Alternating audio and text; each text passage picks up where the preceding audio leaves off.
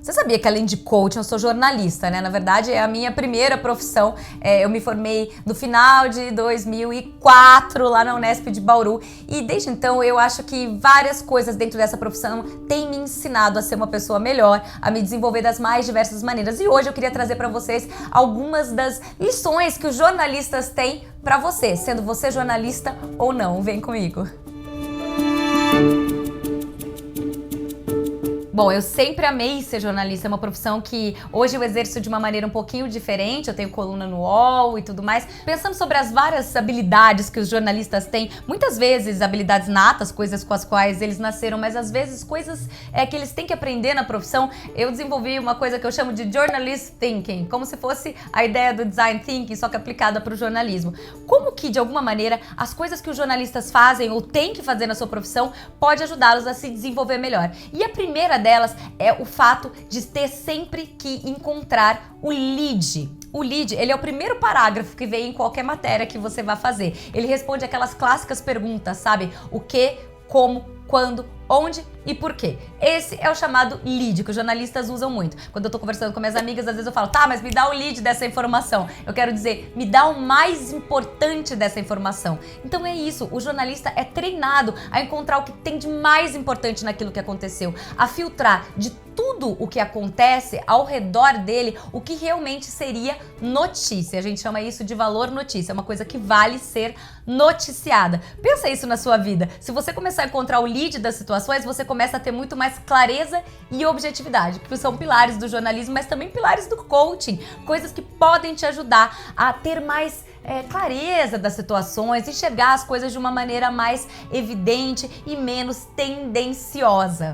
Outra coisa super importante para o jornalista é ele saber escutar de fato. Praticar o que no coaching a gente chama de escuta ativa. A capacidade de fato escutar o que o outro está falando, sem tentar ficar adivinhando o que ele vai falar. A coisa mais feia que tem é quando você vai entrevistar uma pessoa, né, como jornalista e fica interrompendo aquela pessoa. Não, você tem que escutar, você tem que deixar ela falar. Você já deve ter visto alguma entrevista assim, o jornalista corta tanto a outra pessoa que ela não conclui uma frase. De repente, naquela conclusão, viria alguma grande notícia. Então, como técnica de entrevista, a gente aprende que é melhor deixar o outro falar e tudo bem, você vai enganchar a sua pergunta logo depois, mas praticar a escuta ativa. E isso tem a ver com essa outra habilidade do bom jornalista, que é de fazer as perguntas certas, saber perguntar. Muitas vezes, gente, o nosso desenvolvimento pessoal, assim como numa matéria, tem muito mais a ver com as perguntas que a gente faz do que com as respostas que a gente encontra. Então, se você quiser evoluir em qualquer esfera, tenta fazer perguntas diferentes, perguntas mais específicas,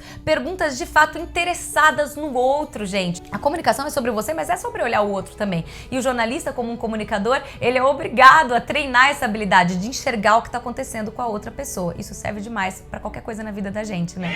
Outra coisa muito importante sobre nós jornalistas, a gente cuida da nossa reputação. Gente, a gente aprende desde o início da faculdade que a gente tem um nome e um sobrenome e aquilo é o nosso maior patrimônio, porque você pode mudar de veículo, você pode estar sozinho em qualquer coisa na sua carreira, mas você tem que ter um nome e um sobrenome que te remeta a credibilidade, a uma boa reputação. E isso nada mais é do que o velho bom branding pessoal, esse tema que hoje eu trabalho tanto. O jornalista está acostumado a trabalhar o branding dele, porque ele tem o nome e o sobrenome dele como principal patrimônio. Só que eu acho que isso vale para todos nós.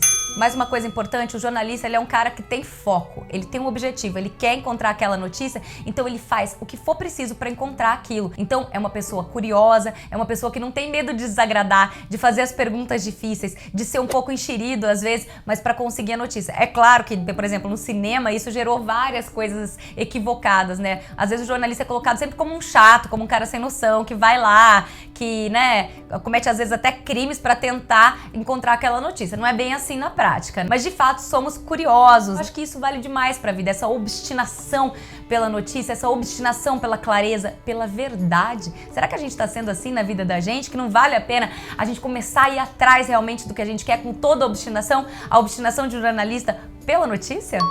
essa capacidade do jornalista de sempre tentar procurar o novo, ter conhecimento. Não é à toa que os primeiros jornalistas foram grandes intelectuais, né? Muitas vezes eles tinham várias outras profissões e começavam a atuar como jornalistas, porque uma parte importante dessa profissão é você ter conhecimento. E esse conhecimento tem que ser sobre diversas áreas, porque cada hora você se depara com um tipo de pessoa, com um tipo de desafio, então você tem que estudar coisas para você poder explicar com clareza para as pessoas. Você tá pesquisando a fundo os assuntos da sua área? Isso vale demais a pena. Então, se intelectualizar, ir atrás do que você quer, é um grande pilar para o jornalista, mas pode ser também para você, que deseja ter essa habilidade de enxergar as coisas com mais clareza, se aprofundar nos temas e saber muito sobre muitas coisas.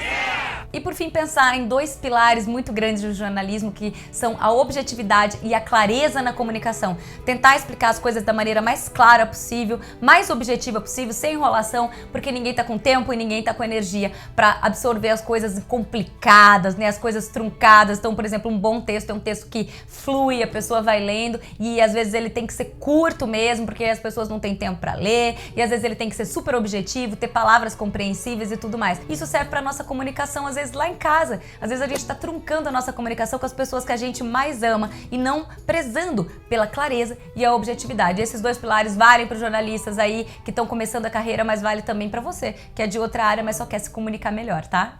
É isso, gente. Esse vídeo foi quase uma ode ao jornalismo, essa profissão que de fato eu amo muito. Se você não vai com a cara dos jornalistas, repense isso, porque os jornalistas têm um coração e eles têm várias habilidades incríveis que podem te ajudar a melhorar como pessoa. Eu, como jornalista, tô sempre tentando me melhorar justamente porque essa profissão traz um pouco disso. Quero saber o que você pensa, se você tá animado com a profissão, não se deixe desanimar pelas notícias não tão legais que às vezes aparecem por aí. O jornalismo, ele sempre se reinventou e sempre vai se reinventar, tá bom? Muitos beijos pra você. Tchauzinho.